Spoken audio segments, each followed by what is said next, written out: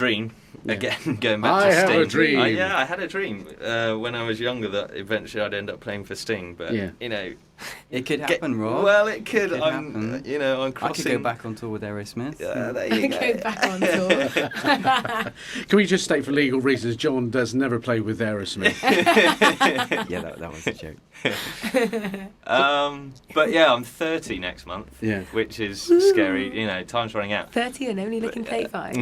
Thank you. Not.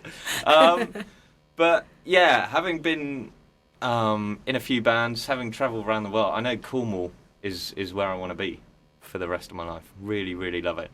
Yeah. And I couldn't wish to be in a better band, so as long as they'll have me, I'll stay in the Vision. That's not long, you're fired. No, I'm joking. And could I just say, Robbie is an amazing drummer. He could do anything he wants, because he's the best drummer I've ever played with, so he could easily be a session musician up with the best. And I'm just grateful he's willing to play with us. And we're at practices, I always find it really funny how we're like a 5-piece band, and Robbie is not only thinking about his part, he's going around saying, "Oh, Graham, did you try this on the keyboard?" Or "Stacey, have you tried singing it like this?" Or giving John different riffs to play. Robbie tells me what to play. I just. It's like having a private musical director for the It's Vision. just because I'm bossy. It is. Well, you try. You're not as bossy as me. I don't want to use the word control freak. But If the shoe fits. Yeah, if the shoe fits. Does Sting still tour, do you know? Is he still out and about? Yeah. Went to see him a couple of years ago with the Police. Yeah. Fantastic. Well, you mean you got a police escort? I needed one. Yeah. Me too. Absolutely fantastic. Saw him on the brand new day tour. But yeah, he's still out there doing it. Love to keep seeing him. Yeah. Do you play any other instruments, Rob, apart from drums? I dabble. I wouldn't say I'm competent at anything. Yeah. I dabble on keys, dabble on guitar, various. But yeah, I mean, bit of woodwind as well, because my sister plays lots of woodwind. But I try and play the saxophone, and it just sounds like a throttled rabbit. Dying cat. I've never heard of a throttled rabbit. Did you say a throttled rabbit? I did, yeah. How do you know what a throttled rabbit sounds like? Now I'm really concerned. I would have. Okay. So you like singing on the karaoke. Any plans for the X Factor? For me, no. You should do it. No, too old and busted. Oh, come on. Do you have any say on the songs that get added to the list for the band? Well, yeah, to a degree. I mean, like Stacey said earlier, we between us we all choose the songs. If one person doesn't want to do a track, we try and steer away from it. I think the band ethos is that if not everyone likes doing it, there's no point in doing it, because if you're not having fun playing music, then again there's no point doing it. So yeah, I mean, I stick my oar in a bit and say yes or no, but for the most part, everyone has got really good taste in music. Maybe apart from Malcolm, but for the most part, he's gonna love us. Yeah. He's probably at his place of employment. Yeah, he's probably listening now. We love you, Mo. We do love you. Yeah. Yeah, just make a note here. Edit out anything with Malcolm. Name Malcolm. Okay. So, are there certain songs in your set that really get you going, that kind of work you up? Yeah, I think. Yeah. Pretender. John mentioned it earlier, the Pretender. Yeah. We all love it. We all love that one. It's a real treat. We sort of ask the audience at the end of the night sometimes, "Do you like Foo Fighters?" Yeah. And we love it if they say yes. Yeah. And if they don't, we kind of say, "Well, we've played for you all night. Now it's time to play for us." Are there any songs that really drain you? You think you get to this end of the song, or even like mentally, you're thinking this is going to be hard work? I don't know. Maybe that one, but not so much. I've been doing it so long now that you just kind of get used to playing. You run on that adrenaline. Yeah. So it doesn't really drain you. You just feel exhilarated more than drained. Yeah.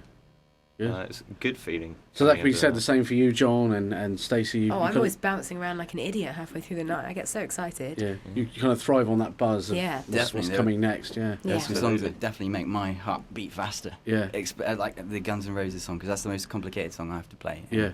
Have either of you ever drawn a blank when it comes to a song? It's like, I don't know what I'm doing, or I don't know which key I'm in, or a couple of times. All the time. It's just funny. We laugh at each other, Yeah. and it's good fun because we kind of, you know, we can take the mickey out of each other, and you know, we find it funny though. Nobody really minds. Malcolm just goes, "Oh, you always pick on me," but he doesn't really mind. Yeah. And I don't mind if I forget the words. I don't mind having something thrown at me, or as long as it's not the audience, that'd be bad. Yeah. I don't mind these guys throwing stuff at me. Yeah. I think it was a couple of times I started a song and everyone in the band just looked at me and went, "No, Rob, What wrong are you song." doing? Yeah.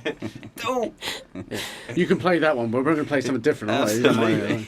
It's going to sound a bit odd, you know. It's like, you know. I always find it funny if John messes up on Crash by the Primitives, because sometimes his tuning goes out and it's quite funny. Does it? Oh, yeah, because I'm sure we play like a really rocky song just before that one every gig, and my guitar's slightly out of tune, and every time I start it, it just sounds out of tune. It's so funny. If Not that- every time. If that happens, John, do you just literally play through and tune at the same time? or is Yeah, it- I mean that's another thing. You know, you get to sort of tune while you're playing, so Yeah. I can hear if a string is out of tune within a chord, so I can usually tune it up. It Yeah. takes a bit of practice. Yeah.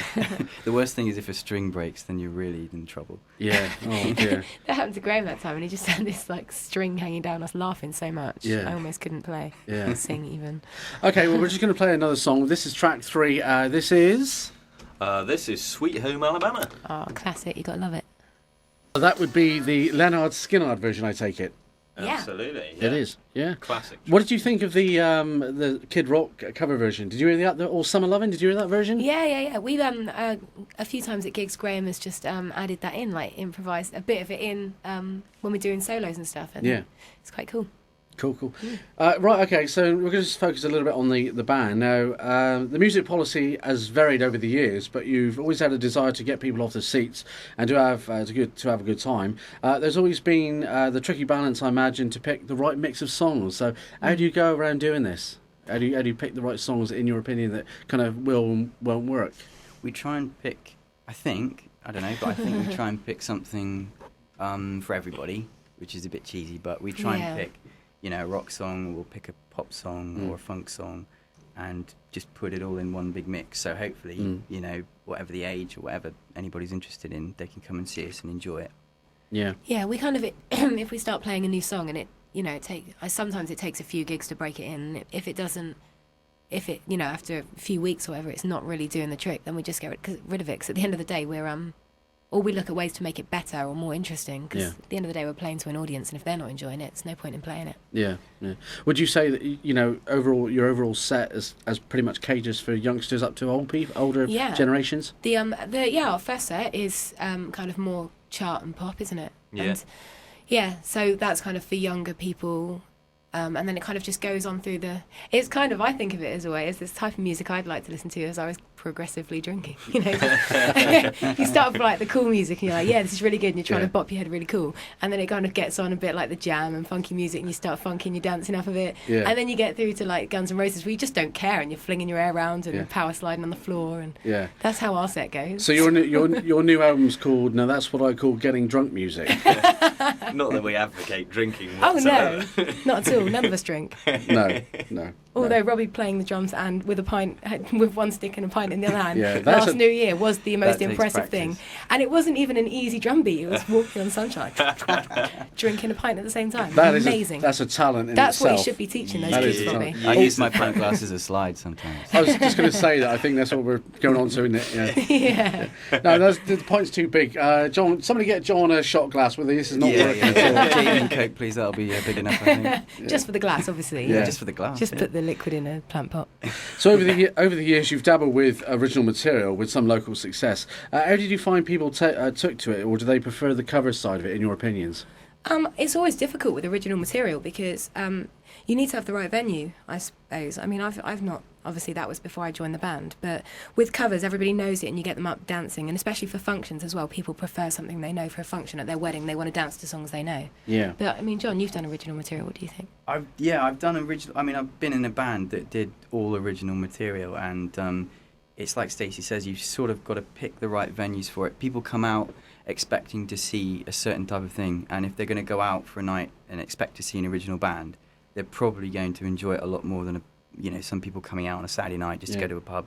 But having said that, we have slipped a couple of originals in every now and then, and they've gone down okay. Yeah. Have you ever done any original stuff, Rob, or is it all cover stuff you've done? Not myself. It's all cover stuff.